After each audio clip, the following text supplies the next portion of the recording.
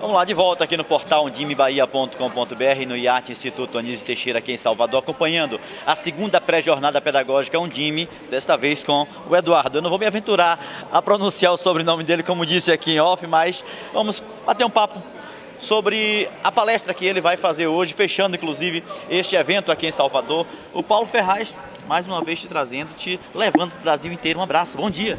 Um abraço, bom dia para você, para quem está vendo agora.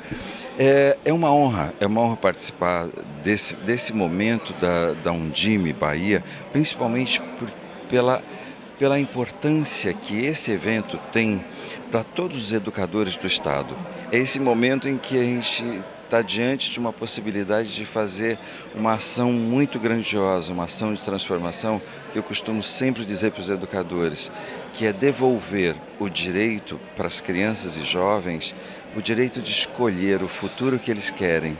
E isso, a educação tem todo o poder para fazer isso. Professor, a gente sabe que a educação ela precisa melhorar no sentido de chegar mais próximo, entender mais, ouvir mais. A escuta ela é muito importante. A discussão nunca pode ser vertical, ela tem que ser sempre horizontal. E essa gestão da sala de aula precisa acontecer dessa forma também, não é?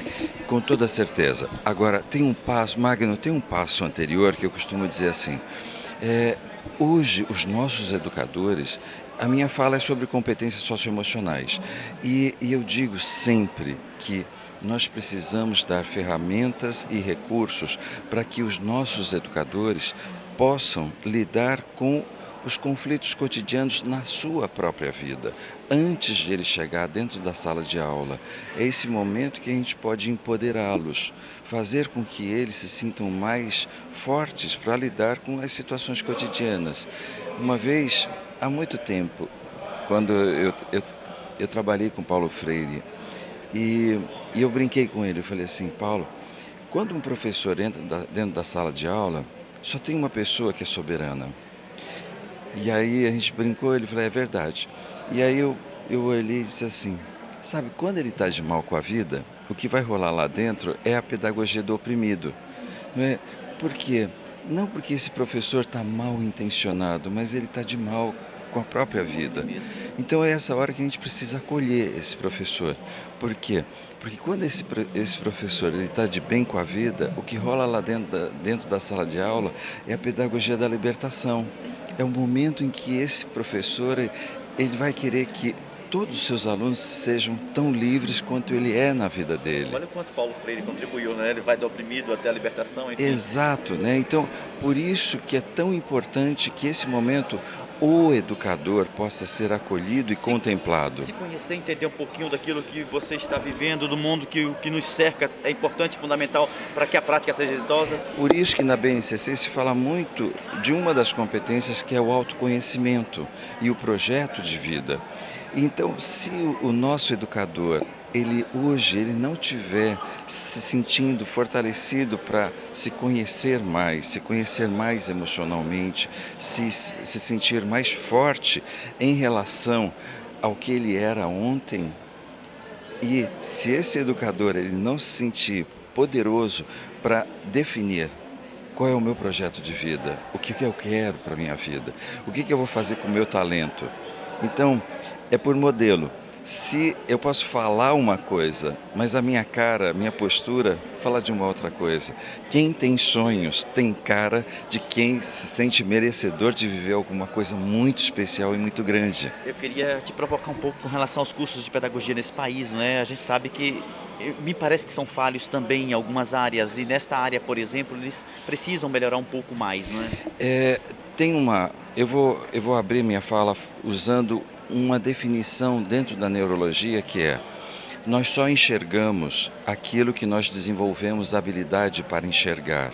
Em algum momento, quando se prepara uma grade curricular dentro de um processo, de uma graduação de pedagogia, vai contemplar exatamente tudo aquilo que vem sendo feito, mas não está inovando aquela relação educador-aluno, assim, como eu lido emocionalmente com essa situação. Quando a gente fala as competências socioemocionais, parece que a gente está falando de uma coisa tão inédita, né? Vallon, Freinet, Vygotsky já falava disso. Então nós temos teorias que nunca foram implementadas. O próprio Freud já explicava, né? Então a gente fala assim, tem coisas que... Por isso que é tão importante que dentro da pedagogia nós possamos contemplar exatamente uma formação, primeiro, do ser humano, segundo, conhecer o desenvolvimento humano, para que a gente possa usar isso ao favor do educador, dessa pessoa que está fazendo essa formação, para que quando ele entre dentro da sala de aula, ele não se sinta um estranho no ninho. Que aí vai dizer assim, e agora, o que eu faço? Nesse monte de crianças, esse monte de história. E aí é essa hora que vai fazer a diferença quando alguém já se sente preparado para fazer isso, e aí parece que economiza anos, estresse. Aí a gente vai falar os nomes que quiser, burnout, mas assim, em síntese precisamos preparar de uma forma mais humanizada esse aluno de pedagogia. Humanização e educação, parece que estamos em outro planeta, né? Porque nós estamos falando de humanização na saúde, humanização na educação, no processo educacional. A educação é um processo de conquista, essencialmente falando, né? Eu digo que quando não existe acolhimento, não existe educação. Então, isso não acontece só na educação infantil, fundamental 1, 2, médio, acontece na faculdade, nas pós, no mestrado, no doutorado. Isso parece que as pessoas muitas vezes se sentem mais importante do que o ato de servir, de fazer o bem. E para mim o propósito não é para mim. Nós estamos exatamente na terra de uma mulher que decidiu que o propósito dela era cuidar dos outros. Então, quando a Irmã Dulce faz isso, Santa Dulce dos Pobres, né? Santa Dulce dos Pobres, ela estava indo ao encontro. E parece que a fala do Papa Francisco parece que já é ultrapassada, porque ela só dizia isso, vá ao encontro. Então, a pessoa que tem um propósito, ela tem definido claro o que é o servir para ela, é ajudar o que a quem.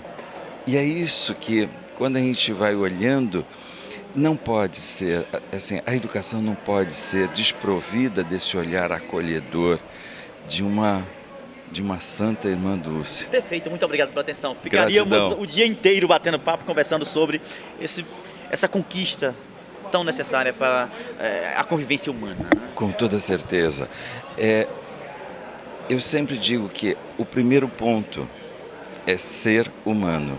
O segundo ponto é acolher as emoções, como diria a Madre Teresa de Calcutá. O que mais mata na vida não é a fome de comida, é a fome de amor. E a educação pode ser isso.